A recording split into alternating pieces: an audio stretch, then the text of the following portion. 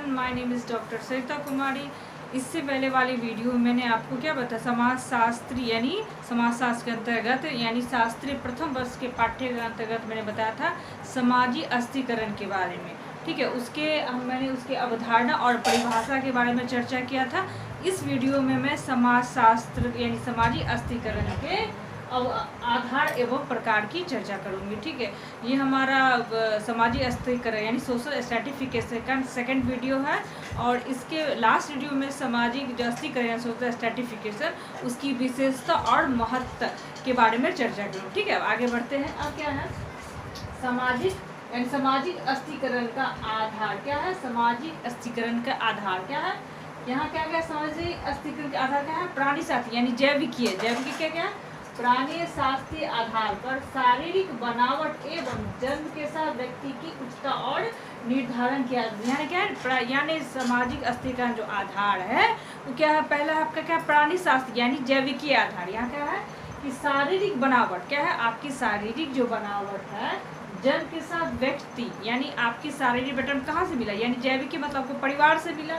ठीक है, उसका उसमें व्यक्ति की उच्चता का और निम्नता का निर्धारण किया जाए। यानी जन्म के साथ व्यक्ति की उच्चता और निम्नता का निर्धारण किया जाता है। ठीक है, अब पहला क्या आपका लिंग क्या है? लिंग के आधार पर उच्च या निम्न स्थिति लगभग सभी समाजों में पाई जाती है। कुछ समाजों में पुरुष उच्च और उच्च व स्त्री को निम्न। यहाँ क्या लिंग के आधार पर हर समाज में क्या उच्चता निम्नता पाया जाता है। ये तो आप समझते होंगे कि हर समाज में लिंग के आधार पर उच्चता और निम्नता पाया जाता है। जैसे किसी परिवार में लिंग के आधार पुरुष को श्रेष्ठ माना जाता है और उच्च माना जाता है और महिलाओं को निम्न। ठीक है, ये क्या हुआ? जन्म के आधार पर। ठीक है, अब है आयु का आधार। अब क्या है आपका? सेकंड है आयु का निर्धारण व्यक्ति के जन्म से होता है। ठीक है, आयु का जो हम निर्धारण करते कैसे करेंगे? जन्म के आधार पर ही ना, कि ये उससे पहले जन्मा ये इसके बाद जाता। क्या आयु का निर्धारण क्या है? आप जन्म के आधार पर कर रहे हैं। क्या है? आयु का निर्धारण व्यक्ति के जन्म से होता है। आयु का संबंध व्यक्ति के अनुभव या मानसिक परिपक्वता से होता है। यहाँ क्या आयु का व्यक्ति के अनुभव, या देखिए छोटा बच्चा होगा उसकी जो परिपक्वता होगी, उसकी जो मानसिकता होगी वो बड़े वाले बच्चों से निम्न होगी, छोटी होती। यहाँ क्या गया? आयु के आधार पर व्यक्तियों का उच्चता और निम्नता का निर्धारण किया है। ठीक है, यहाँ क्लियर है आपका? क्या है यहाँ? व्यक्तियों का संबंध व्यक्ति के अनुभव यानी जो बड़ा व्यक्ति हो उसकी अनुभव जो क्षमता होगी ज़्यादा होगी, उसमें जो परिपक्वता होगी ज़्यादा होगी, क्या मानसिक परिपक्वता भी ज़्यादा होगी।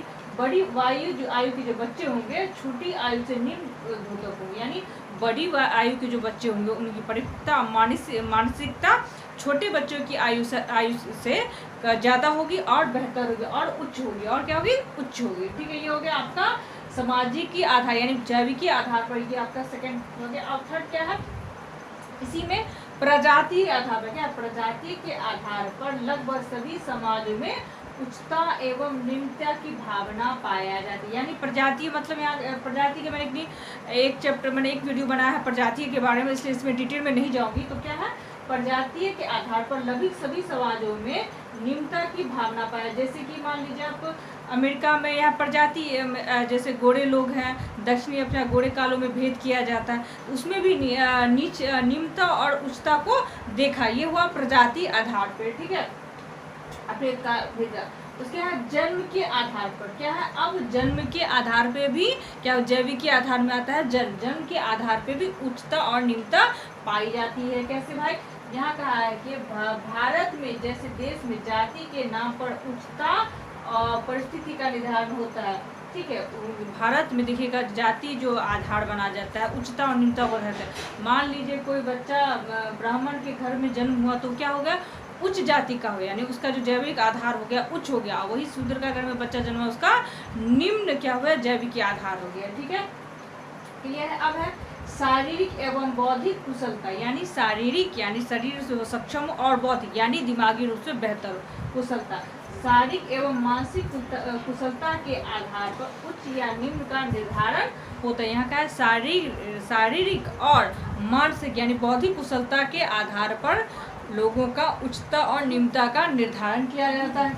व्यक्ति कुशल निर्बल कमजोर, आलसी, पागल है तो वो कुशल, बलवान। देखिए जो व्यक्ति कुशल है, कारीगर है, दिमागी रूप से सक्षम है, ये बेहतर है, तो क्या हुआ, उच्च में आ गया। वही जो आदमी कमजोर है, आलसी है, पागल, वो क्या हो गया, निम्न स्तर पर। यहाँ शारीरिक और बौद्धिक क्षमता के आधार पर उच्चता और निम्नता की व्याख्या की गई। उन्होंने कहा क्या, प्राणी शास्त्री में क्या कहा कि जिस व्यक्ति की जो शारीरिक बौद्धिक क्षमता होगी बेहतर होगी वो उच्च श्रेणी में है, और जिसकी जो बौद्धिक क्षमता यानी पागल होगा, आलसी होगा, कमजोर, वो निम्न श्रेणी में आएंगे। ठीक है, आगे बढ़ते हैं।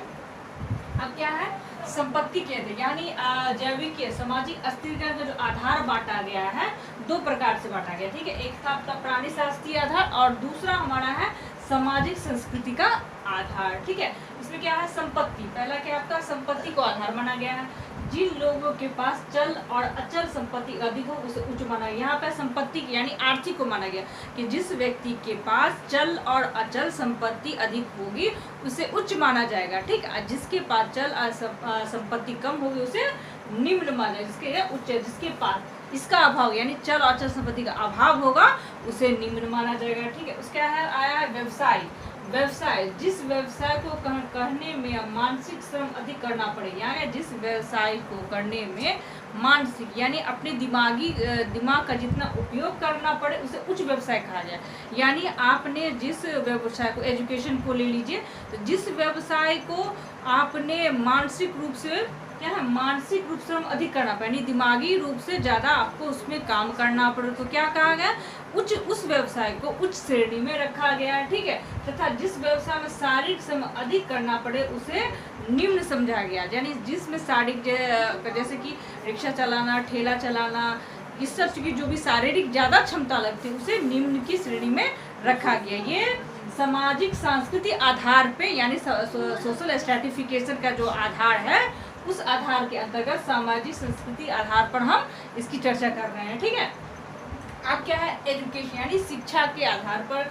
शिक्षा का महत्व सभी समाजों में सबसे अधिक है। ठीक है, शिक्षित होता है उसे व्यक्ति में उच्च माना, यानी कि जिस समाज में शिक्षा का, जिस समाज में शिक्षित जो लोग ज़्यादा होंगे, पढ़े लिखे जो ज़्यादा होंगे, उस समाज का विकास भी होगा। ठीक है, तो यहाँ क्या क्या, समाज में जो अधिक शिक्षित होगा उस व्यक्ति को उच्च माना, यानी जो व्यक्ति ज़्यादा शिक्षित यानी शिक्षित होगा उसकी बौद्धिक विकास ज़्यादा होगा, वो ज़्यादा तेज होगा, वो समाज के लिए बेहतर कर पाएगा। तो क्या हो गया, कहा गया शिक्षित व्यक्ति को, जितना व्यक्ति शिक्षित होगा, पढ़ा लिखा होगा, उसे उच्च श्रेणी में रखा गया। ठीक है, उच्च आधार दिया गया, बल उसे विपरीत उच्च माना गया, जो कम शिक्षित हो उसे निम्न श्रेणी रखा। अब है धार्मिक आधार। क्या है, धार्मिक आधार पर। धर्म प्रधान समाजों में उच्च निम्न का एक प्रमुख आधार धार्मिक ज्ञान है। क्या है, धर्म के आधार पर हम जो लोगों का, व्यक्ति का उच्चता और निम्नता का स्तर मापेंगे। क्या है कि धार्मिक ज्ञान, जिसमें जिस व्यक्ति के पास प्रमुख ज्ञान हो यानी धर्म के बारे में ज्ञान हो, जो व्यक्ति धार्मिक अनुष्ठान यानी जो व्यक्ति धार्मिक अनुष्ठान कराता हो, होम हवन कराता हो, परंपरागत वो धार्मिक प्रवचन देता हो, तो लोग क्या होते हैं, उसकी परिस्थिति अन्य से उच्च मानेगी। यानी जो व्यक्ति, यहाँ धर्म के आधार पर क्या है, जो व्यक्ति अनुष्ठान पूजा पाठ करवाता हो उसको दूसरे व्यक्ति से परिस्थिति में उच्च माना गया है। ठीक है, और जो इस ज्ञान में न हो उसे निम्न मानेंगे। ठीक है, ये आपका हुआ सामाजिक अस्थिकरण के आधार। अब चलते हैं उसके प्रकार, यानी सामाजिक अस्थिकरण के प्रकार दो भागों में बांटा गया, यानी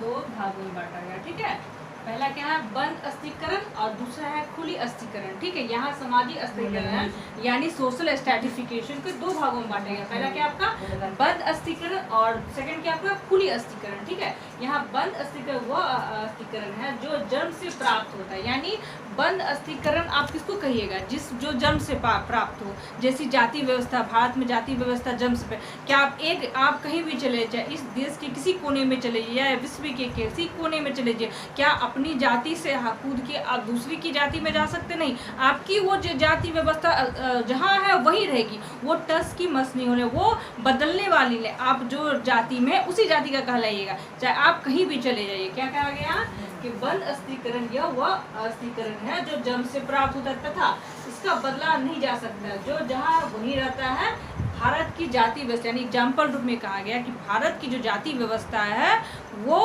बंद अस्थिकरण है। क्या है? बंद अस्थिकरण व्यवस्था है। ठीक है, अब दूसरा आते हैं खुला अस्थिकरण। क्या है?